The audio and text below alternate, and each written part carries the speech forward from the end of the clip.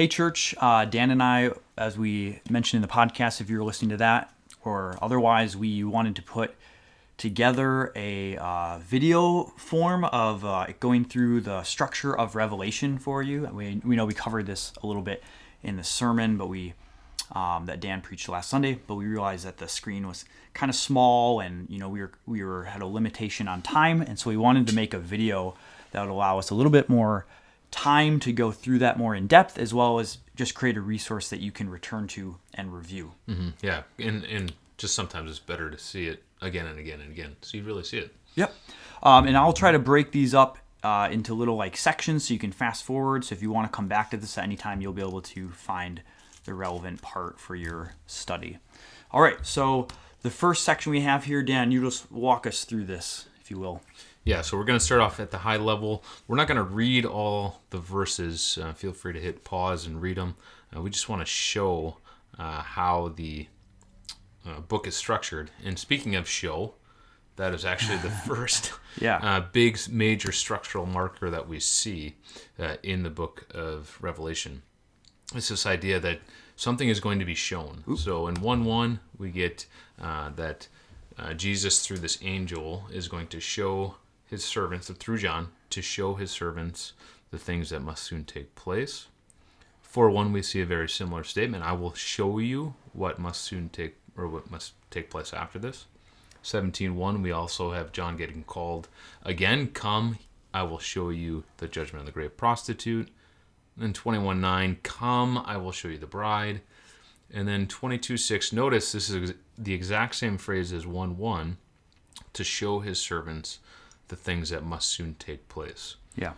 So what we have here is on the outer side, the beginning and end of the book, the identical phrase, and then the 3 times in between, this come and I will show you. Yeah, and it's significant because it's in each of these moments, we're in a new stage of the book where it's I'm going to show you. This book is visual, right? And he's seen visions, so I'm going to show you these things.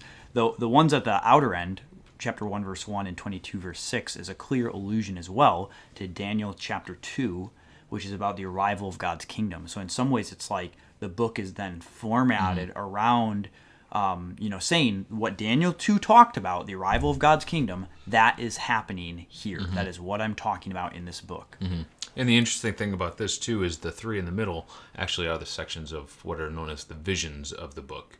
So from 1:1 to 3, I think it's 3:22, at the end of chapter 3, is more of... that's where you see the letters or the messages to the churches. It reads more like an epistle, except for the vision of Jesus in chapter 1. And then 22:6 and following, you have the conclusion of the book. In 4:1 and following until 22:5, you have these visions. Yep. And so you actually get a real simple structure of the book with these 5 statements. Yep. And then if we go on to the next one, after the first 4 of these, we're given another statement that... is identical throughout, in this about being in the Spirit. So 1:10, I was in the Spirit. 4:2, I was in the Spirit. 17:3, that he carried me away in the Spirit. And then 21:10, he carried me away in the Spirit. So the first 2 are identical. The second set of 2 are identical. And these just follow shortly on the heels of this idea of I will show you something, and then he's in the Spirit. So they kind of go with that as another piece of the structure. And I think, if I remember correctly, this is reflective of what we get in the Old Testament a lot. I think specifically Ezekiel, where he would be, as a prophet, he would say, I was in the Spirit, caught away in the Spirit, carried by the Spirit. And so John is giving us a structural marker, and it's reflective of kind of those previous prophetic writings that we have. Yeah. So one other thing we typically look at when we look at structure, we look at the top and the tail of the book. So this will be helpful here as well. So we can look at the intro of the book or the top of the book. So there we see the very first line, the revelation of Jesus Christ, the revealing of Jesus Christ. So we even just by the very first line, we're assuming something's going to be shown to us. We're introduced to this statement to be blessed, which happens 7 times throughout the book. If you remember from the sermon or from the podcast, the book is very symbolic with apocalyptic literature. Number 7 has this idea of completion. And so 7 times we're told blessed are those who, in this case, read the book and keep the words of this book. And it's because the Alpha and the Omega, behold, he is coming. So that's the very first kind of announcement out of the book. And then if we go to the end of the book, takes a little bit of time to load. My computer's being slow recording. We have a connection between the top and the tail. We have that threefold statement from the Alpha and the Omega. Behold, I am coming soon. Behold, I am coming soon. Surely I am coming soon. And again, notice there, blessed is he who keeps the words of this prophecy, and blessed are those who wash their robes. Yeah, so you see like very clear top and tail, like it's structured to be like the ending and the close are very similar. Yep. All right. So, and then if we go from 1:9 to the end of chapter 3, we have what we could call the setting of the book, or the occasion of the book. Here we are. And there we are given this vision of Jesus, who is among the church. Again, it's 7 churches, which were real churches in that day, but there were also other churches in that area. So we're assuming that the 7 is symbolic. Like it's an intentional that he just picks 7, such that it's reflective of the entire church, like the number 7 for completion. And you get that as well in the fact that, I believe that you mentioned this in the sermon, but that you get that the fact that this is meant for the universal church and it's symbolic for the whole church, in the fact that every one of those 7 messages closes with let the churches hear what like the Spirit says to the churches, something along those lines. Yep. Yeah, and then so we're told that John is in the tribulation and the church is in the tribulation at the time, and we understand that then to be, as you'll see as we go on, to be from the time of the first coming of Jesus to the second coming is the tribulation, and John trying to help the church understand where it's at in kind of its walk with Jesus, and that it must conquer. And all the letters end with this idea that he who conquers, and then there's a promise of the end, and then with that statement that you're saying, he who has an ear to hear, let him hear. And so 2 things I'll throw in here too that are noteworthy, and I gotta try to remember what the 2 things are, where I want to say before I forget. But the first is, like, we mentioned this in the podcast, but what's interesting is in the book of Revelation, whereas like maybe in Paul's writings we typically think he starts with the theology and then goes to application in the second half of the book. In Revelation, you get sort of the application front-loaded at the beginning. Like, this is what the churches need to hear. And then what we should do is we should read everything else in the book in light of the churches. So sometimes those messages to the churches. So sometimes people treat the book of Revelation like you can kind of divorce the messages to the churches and preach those as standalone ideas or standalone study or whatever. But really, we have to understand the messages to the churches as inseparable to the rest of the book. The rest of the book is meant to be the fuel that energizes them to actually carry out what Christ is calling them to do in the messages to the churches. Yeah. So it's, even just to say it a different way, like in chapter 2 and 3, you get this drumbeat of you must conquer, this charge to the church. And by the end of chapter 3, you might say, well, how in the world am I supposed to do that? Right. Like, I don't have power for that. And then the rest of the from 4:1 to 22:5 is like, well, let me show you. I'm going to give you these series of visions that will give you power. Yeah. And we might say this will be the blessing that gives you the power to patiently endure to the end, which is why we have the title of our sermon series that. Yep. And so that relates to the second thing I was going to say too, is that each of those 7 messages to the churches, the promises that are held out to those who actually conquer and those who endure are then picked up in the final vision, starting in 21:9 of the bride of the New Jerusalem, of like what we might colloquially call like heaven, or more accurately, the new heavens, new earth. So the idea of the structure of the book, the beginning and the end, you get the prologue and the epilogue with the behold I am coming, but then you also get this picture of the beginning of these churches who are called to conquer so that they might receive the blessings that are later laid out as occurring in the new creation. And so it's like, okay, so now we have the structure of the book. How are these believers from these 7 churches actually going to come to experience the blessing of the new creation? And between there is then this expedition of cosmic conflict and the call to then faithfully endure that they might enter those blessed promises. Yeah, good. So what you notice here are 7 boxes then that are left empty, and that could be coincidence that there were 7 visions, or that could be intentional there, that there's 7. The number 7. Yeah. So 7 kind of visions, which we'll get into. But here you can see them representative just thematically. So first we have the 7 seals, then the 7 trumpets, the 7 signs, the 7 bowls, 7 responses to the judgment, 7 visions of victory, and then we are in the New Jerusalem, New Temple, New Eden. Yep. So you could just look at it thematically and kind of, as you read, feel the topics change. The theme is Yep. changed. You're going from, hey, they were talking about seals, now they're talking about trumpets. So that's one way to kind of feel. You could notice the that there's structure. new Yep. sections. In other words, just by noticing there's like new stuff they're talking about. Yep. But there's even better hints for us too. So, and we should say one caveat Yep. on the 7 responses to judgment.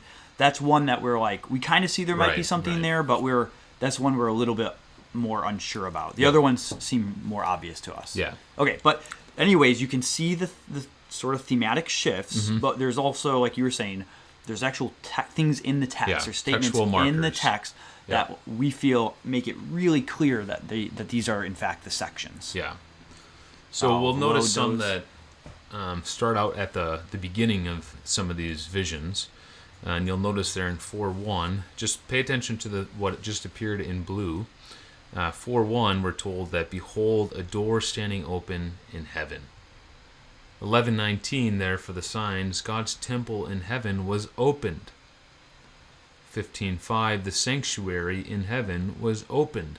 19:1, I saw heaven opened. Now, I'm guessing you heard the repetition there of something was opened. And because we're reading apocalyptic literature and John's going to show us something, or the angel's going to show John something to show us, when he says, I saw something opened, as the reader, we're thinking in our head, well, what'd you see? Yeah, what opened? Next? Yeah. So you just get the sense of, okay, we're on to something new. Right. And remember, apocalyptic literature is giving us one of the things it's doing is giving us heaven's perspective on reality. So we see God's temple, where God dwells in heaven, his sanctuary opening to then usher in, well, here's a perspective on reality. Mm-hmm. Yeah. So that statement doesn't come up in all of them, but it comes up in 4 of them. But then there's a couple other clues that we can see that are the opening portions of As the it vision. loads here. There we go. It's like, can I just keep talking until it appears? Now, the first 3 have a very similar scene that happens. In 4:5, there's lightning and thunder. That's the opening of the scene. One of the first things that John sees at the trumpets is an earthquake and lightning on earth. And then 11:19, there's another earthquake and there's lightning on earth. So those begin those sections. Yep. And then in the bowls, it actually ends the section. An earthquake, lightning on earth. But you notice then in 17:1, we're in a new section of the book. Mm-hmm. So with these first 4 visions, we have this lightning, earthquake. For the first 3, they open the new scene. All right. And it's loading. On the other end of the spectrum, this will go on go. to ways that they end. All right. So the red text here is the way it ends, and they end with like the culmination of God's purposes. So why don't you walk us through those? Yeah, so you'll notice you see songs happening at the end of these visions. At the end of the seals, there's a song, there's praise, and this one actually ends with silence for half an hour. Right. And then it really has a lot of suspense building up there. And the next one, we're actually told in 11:15 at the end, the kingdom of the world has become the kingdom of our Lord. There's a great song. The song is about God's wrath has come. His reward has come. As you read that, you experience the culmination of God's wrath and God's reward. The salvation has come, and there's great celebration and glory. And then again, we're on to a new scene. God's temple open and the seals. And that one ends again with a song, that all nations will come in worship. And again, we see something similar with the bowls, that it ends a little bit different. But it ends with this statement, it is done. Now, the bowls are all judgment all the way. There's no celebration except something in bowl number 3. There's some celebration, but near the end, there's not a celebration. Mm-hmm. And yet, we see that same phrase, it is done, show up in 21:6. It is done. And where are we in chapter 21? we're in the new heavens and new earth. Yeah. And So so, the judgments are they're occurring simultaneous. Then the bowl judgments are closing, occurring at the same time as what we Right. see as a new heavens and new earth arriving later in the book. right, and just like the song and the trumpets, God's wrath has come and his reward And has his kingdom come. has come. Yeah. Yeah. So there's like we'll get into this a little bit more, but we're already seeing some parallels between these sections where all of them are closing with the sort of the end of history, Christ's arrival, the final judgment, and the final coming of God's the full experience of his kingdom. And Yeah. I think we have the one in chapter 17 as well. Yeah, so in that next section, like major section of the book, then you have the judgment that comes on the prostitute. That's what you see in chapter 17. 18 is then these responses, the woe, woe for that great city, and then the hallelujahs. And by the end of that scene, you are at the marriage supper of the Lamb. Yep. It's So there's a celebration. song and a celebration of Yep. the consummate salvation. That's so right. all of these are closing with, well, not all of them, but a lot of them are closing with songs. They're all closing with the consummation of God's purposes in judgment and salvation. Yeah. And then again, we go into 1911, and you have a great battle once again, the Lamb of God defeating the enemy, and it ends again with this great glory Yep. in the new heavens, the new earth. Right. All right. And then I think this is our last one, if it loads.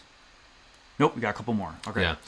So, and then this one, you just notice in the last two sections of the book, all three of those visions ending with this similar tone. These are the true words of God, 19:9. These words are trustworthy and true, 21:5, and 22:6 at the beginning. These words are trustworthy and true. So again, just interesting. Those three in particular are really giving a lot of attention more towards the this, end. the Yeah. end. And then it's John saying, look, this is absolutely true. You can bank on this.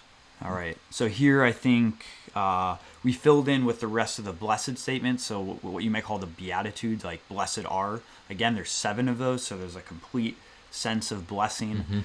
As well as we have that section in the signs there for chapter 13:10 and 14:12. Really like kind of if you were to make the book into like a sandwich, this would be like the middle of the book.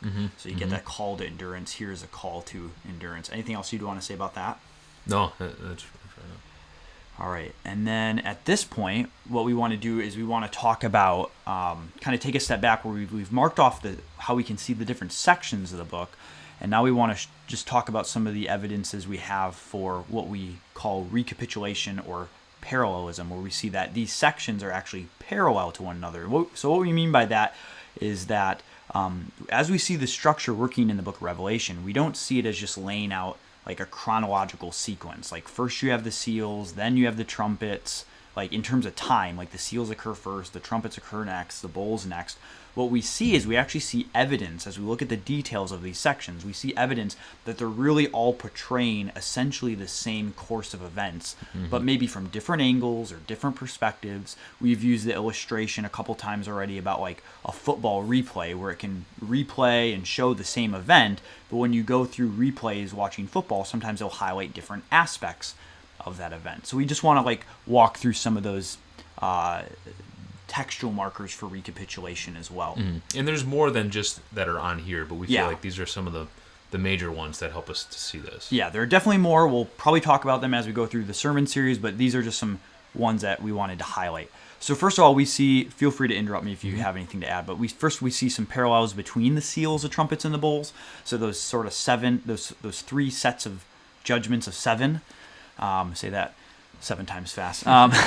First of all, you get in the latter 2 between the trumpets and the bowls, you get some thematic similarity. You'll notice just by reading those that they're really similar in terms of reflecting on the Exodus, and so they already have some parallels there. The 7 seals, the trumpets, and the bowls follow a set of 4 and 3, so they each have a set in the set of 7. They each have a sense in which the first 4 are kind of like set off, and then the latter 3 are kind of distinct and set off, and so that shows how they're parallel. Anything you'd want to add on that? Okay. The first 4 trumpets and bowls follow this same pattern of sort of attacking or judgments that entail like impact on the earth, sea, rivers, and stars. And then also between... Meaning the first trumpet is on the earth, the second trumpet is on the sea.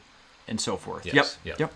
And then between the seal and the trumpet judgment, in the seal and the trumpet judgments, in the 6th and 7th seal, right in between the 6th and 7th. So again, if what we're arguing is correct, where the 6th and 7th are kind of heading us towards the climax of things, between the 6th and the 7th is sort of like on the verge of the ultimate climax of God's purposes. In those first two sets of judgments, the seal and the trumpet, we get a break between the 6 and the 7, where it's like in the series of judgments, we get a break to kind of focus in on what's happening specifically with the church. In the seals judgments, we see that the church is sealed with protection. In the trumpet judgments, during this break or excursus, we see sort of the role of the church as a prophetic community. But again, it shows that there's parallels between these, that in both those first two sets, John takes a break in between those. Yeah, and I've kind of viewed that as, I don't know, did you watch Saved by the Bell growing up? A little bit. There's scenes where Zach Morris will, like, there's a scene going on, and then all of a sudden he'll say time out, and then he kind of steps forward to the camera and explains something. Oh, like everyone's frozen. Yeah, in the everybody's background? frozen. Okay, Yeah. It's almost, that's the way I've kind of read Yeah, this, where yeah. it's like the judgments keep increasing, and then all of a sudden it's like, hold on, we got to talk about something. Let me show you the state of the church here. Yeah. And that's the So way anyways, we see parallels between the seals, trumpets, and bowls in the way they're structured, in their themes. Not necessarily always between all three of them, but maybe between one, two, and another two. All right. We also see repeated time frames of persecution. So in the trumpets, we are told that the nations are going to trample the city for 42 months, or God's witnesses will prophesy for the equivalent of that in days, 1,260, or half of a 7, so 3.5 years. In the signs, we talk about all those numbers equal the same. They all equal the exact same. They're different ways of saying the same thing. Because 30 times 42 is, because 30 days in a month, Jewish calendar, times 42. 1,260. Yeah. Yep. Just making sure we said. Yeah, just making sure you're testing my math skills. Yeah. All right. And then in the signs, in that sign section between the trumpet and the bowls, the woman is nourished, or we would say like we see the church being nourished and protected for 1,260 days, or sometimes it gets called a time, and half a time. That's language that comes from Daniel. Okay, and that's equivalent, time, half a time. It's like 1 year, 1 2 year. years, Yep. half a year. There you go. And then the 1 first... plus 2 plus a half equals 3.5. And then the first beast has authority for 42 months. So parallel to the church's protection is then the equivalent time length for the beast's attack. So again, we see these time frames used throughout. There's other time frames that are maybe different, like 10 days and a millennium. But here we at least see like the parallel of exact time frames being used at different points throughout the book in different sections. Yep. Indicating it's all talking about the same thing, in other words. We see a great battle repeated. So this battle that gets called like Armageddon that you may have heard of. We see that this occurs actually multiple times throughout the book. Like there's parallels that show like this is really talking about the same thing. So in chapter 16, we see the kings assemble to battle on the day of God. 17, with the harlot, we have the kings give authority to the beast to wage war on the lamb. In 19, the coming of Christ, we have the kings and beast making war on the Lord. And then at the end of the millennial picture, we have the nations and the dragon again gathering to war against the saints. And there's really good reasons for seeing these as parallel. Like the language is very similar, and so we see these as all describing that same reality coming at the end of these sections, depicting the great day of God's wrath and destroying his enemies. And then finally, probably one of the things that I have personally found the most helpful in seeing the recapitulation throughout the book is that we get repeated scenes of the consummated judgment and salvation. So like God's final full judgment arriving, as well as his final full salvation coming to fruition. So we see that God's wrath is said to be fulfilled both in the seals and the trumpets and the signs and in the judgment of the prostitute. And of course the question is like, how many times does this judgment need to be fulfilled? Right. Well, it's more likely, rather than it being fulfilled and then all of a sudden we're like, well, got to fulfill it again, it's more likely that this repetition is to show us these are all portraying essentially the same course of events. We get, again, Fallen is Babylon the Great. That happens in the 5th bowl, but then it also happens and is stated again in chapter 18, which kind of zeroes in and zooms in on the fall of Babylon. So Babylon falls in chapter 14 in the 5th bowl, but then we get to 18, we get a zoomed in focus on that fall, but it's really the same event. It's recapitulating. Twice we are told that the beast is destroyed, and so it's not that the beast is destroyed twice, but he's destroyed, and it's that destroying is portrayed twice in those two sections. Twice we are told that it is done, as we talked about, with the seventh bowl finalizing God's judgment, and then we see the judgment of the dragon in chapter 21. And so both of those being, it is done, coming to completion, referring to and portraying the same course of events. Both the seals and the visions close with God will wipe away every tear from their eye. So in chapter 7, we're already getting a picture of sort of this end-time final reality, we might say, as the people of God have their tears wiped from their eyes by God himself. And then, of course, this is repeated in the new heavens, new earth. So even as close as chapter 7, we're already getting the reality that's going to be further unpacked in chapter 21. In chapter 11, at the end of the trumpets, again, the kingdom of the world has become the kingdom of our Lord forever. And so at that point, the kingdom has already arrived, and yet we're only halfway through the book. So clearly we're not all of a sudden then in chapter 12, like, have more work to be done. What we're getting is we're getting a replay. We're rewinding and starting over again and looking at it again. And then finally, we get a portrait of the consummate judgment and salvation in the final visions of the book, with the destruction of the harlot, the arrival of the bride, the new heavens, new earth. And those are, again, recapitulating the sort of things that we've already seen earlier in the book with a more zoomed-in lens. Anything you'd add to those? Yeah, just one more that's not represented here would be the kind of major alterations to the earth, which we see in by chapter 6 on the sixth seal. The sun is turned black, the moon is turned blood, the sky fell, islands were removed, the mountains were removed, and a couple chapters later, the mountains are back, right? Yeah. How many times do they have to be removed? Yeah, they're removed again in chapter 16 at the seventh bowl. Babylon is made to drink God's wrath. The islands are removed, the mountains are gone, and all the cities fell. In chapter 20, there you see it again. The earth and the sky fled from the presence of him who is on the great white throne. So just again, you're seeing these major judgments happen on the earth multiple times, early in the book and later in the book. All right, this is our final slide. We didn't have time to get into this in the sermon on Sunday, but here we are just wanting to show, kind of represent some of that parallelism. So Dan, why don't you walk us through some of this? If you want a timeline for the book of Revelation, this would be the timeline, essentially. If you notice at the cross and resurrection, or we were just summing that up as the first coming of Christ, all the way to the second coming of Christ, is the period, as we showed in 1:9, the tribulation, the suffering. Later in the book, that time period is referred to as 42 months, 1,260 days, or times and half a time. Later in the book, it's also that time period is referred to as the millennium, the 1,000 years of the binding of Satan.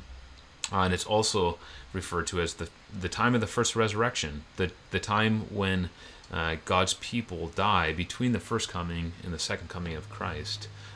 They die physically, martyrs, but they are raised to reign with Christ during this time. So we understand all those statements to be the very same time period from the first coming to the second coming of Christ, and that's our timeline for the book. The seven churches are here during that time. So you might say, like, we're conveying a sense of the book where it's not that the tribulation is out in the future waiting still. Right. It's like some 7 years that are in the future, like sometimes is maybe a popular view. But we're understanding the book is John is actually talking to the churches that they themselves are not going to get raptured and taken away from the tribulation, but he's preparing them to actually go through the tribulation when he gives them those messages. And this is the entire then portrait that we have represented by this language of tribulation, 42 months, etc., is representative of the entire church age. Mm-hmm. Yeah.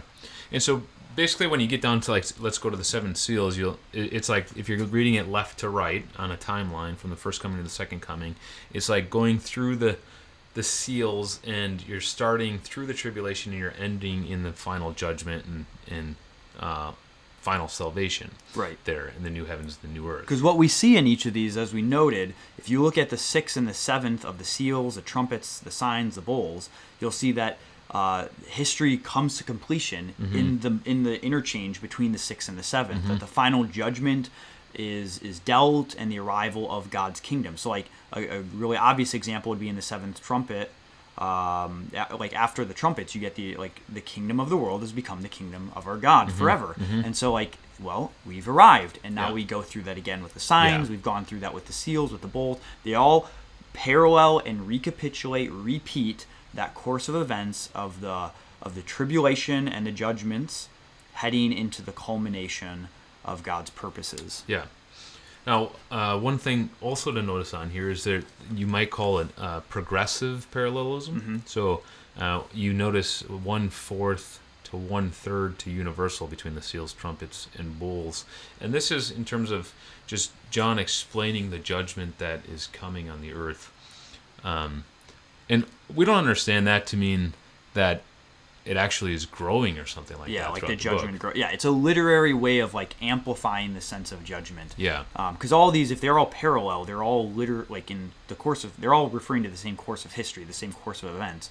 But John portrays them first as a if you look at the seals, everything is quarter judged, third judge, and universal. So it just increases and amplifies. Even the fact that you have a break between the 6th and 7th judgment and the seals, a break with the trumpets. In the bowls, there's no break. It's just head on, just going full throttle. And it also intensifies in the positive side in terms of glory. So in the 7th seal, like we mentioned, there's just silence. And then it progressively gets all the more cheerful, except for the bowls. But that one has a heavy emphasis on the judgment, But then if you notice in the very last scene, it's only about the new heavens and new earth. We're in the new creation. Yeah. And so the 7 churches, we should just mention, it's kind of been assumed. We're seeing them as, that's not a part that happens before all this, but their experiences through all of this. Yeah. And of course, to reach the new creation, to reach the climax of God's purposes is the call then to endure. If they endure, they will then receive that blessing. Yeah. And if we go down to this last, or second to last section here, 17:1 through 21:8, if you went back to the previous diagram, we see the 2 visions in there: the judgment of the prostitute and then the judgment of the dragon, kind of primarily. What happens is you could say it the judgment of the harlot and the arrival of the bride. Yep, and then judgment of the dragon and arrival of what, new heavens and new earth. Yeah, you have a contrast. You could put it this way: the marriage supper of the Lamb. Yeah, you could contrast the sections with Babylon versus Jerusalem, harlot versus bride. But what you're saying is that in terms of the 2 judgments, you have the judgment of Babylon, the judgment of the dragon. Yeah. Yep. But what you get in both of those is kind of, you do get this recapitulation. So you're going back through the time period of the millennium or the tribulation, but you get a highlighting, really focusing on this final judgment and final salvation. And that's why we have it pictured this way, where it's the dotted lines. Well, it's there is a little bit there for sure. That's a recapitulation, it's kind of assuming full. That it's kind of it's picking up on that. But in these visions, if you think about the football illustration of running a replay, like we've said, recapitulation is running a replay of the same play to score a touchdown. If these are all running literally the full play from snap to touchdown, from the time the ball is snapped to the time the ball is scored, here we're getting it's assuming all of that reality of the ball was snapped and everything happened, the blockers did their thing. But this picture here in 17 to 19 and then 19 to 21 is really zooming in on the wide receiver's hands, catching slow the motion, ball. Slow-mo. The last half second. So it's really focusing on what we see as really comparable to the 6 and 7 throughout, of this final judgment arriving and the final salvation arriving as that judgment is dealt. And then the final section is really just focusing on the celebration. So in the football illustration, it's watching the other players come and jump on the receiver that just caught the ball. They're doing their dance in the end zone, and then it's going and showing the quarterback jumping up and down, and then it's showing the fans in the stands cheering and the coach the sideline. So it's zooming in on all the victory. What parallels the 7 then, the arrival. If the 6 emphasizes the final judgment and the 7 the final arrival of salvation, the new heavens and new earth is really picturing that, the New Jerusalem. Yep. Cool. Anything else you would add? I don't think so. I don't think so either. All right. Hopefully this will be of help to you.